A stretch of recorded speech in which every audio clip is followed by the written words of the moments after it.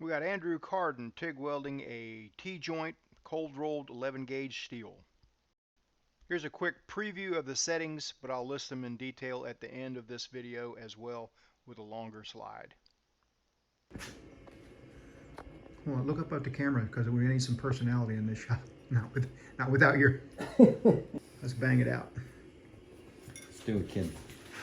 You ready? Mm-hmm. Okay, here we go. We didn't really intend to have any restarts on this joint. We intended to just weld it start to finish for the best looking joint possible, but sometimes things happen. They often happen. Good thing about it is that restarts are easy to make on cold rolled steel. Whoa. Getting a little hot? No, I'm getting flashed like every time I dip. Oh. I'm not sure what the deal is. You get another helmet? Yeah.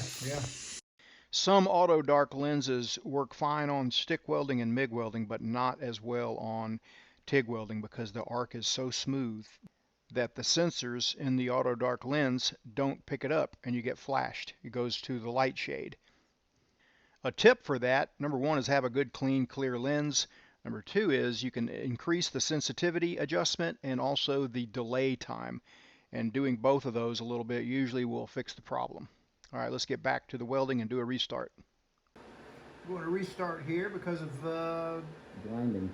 Andrew got blinded by his helmet flashing him. So here we go. Notice how Andrew doesn't waste any time increasing the amperage and getting that first dip of rod in there and getting moving. That's especially helpful on stainless steels to prevent buildup of heat. There's a really wide amperage range you could use on 11 gauge steel like this. We're all the way up to 163 amps right here, partly due to the double thickness on the bottom, but also partly due to a fast travel speed.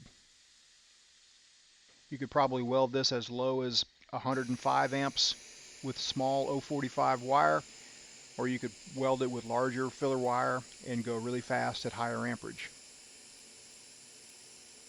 Let off the pedal a little bit on the end, weld it all the way to the end, add a little extra dab of rod, taper off, and that's that.